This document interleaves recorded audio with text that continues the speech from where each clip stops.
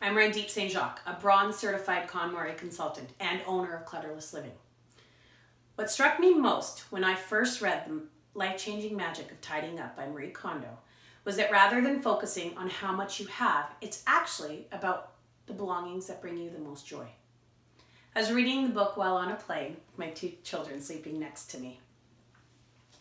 I thought back at our home and all the closets full of clothes that they refused to wear, the endless collection of books that both of them had, the paper drawings that they leave scattered around the home, the piles of toys that they never played with, and the sentimental items that I was keeping for them.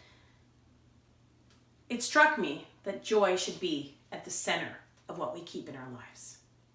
At home, I started my own journey, working through the 5 categories: clothing, books, paper, kimono, and then sentimental items.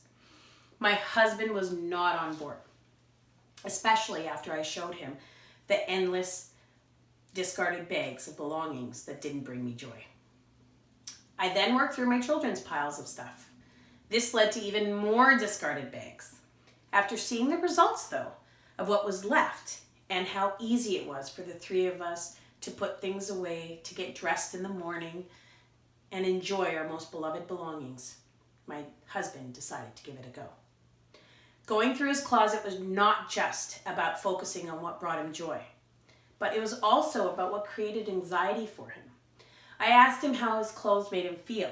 After multiple eye rolls, he finally admitted that the clothes that were too small actually increased his stress levels every morning. This realization allowed him to release those clothes. He was now left with half a closet, but it made him happy.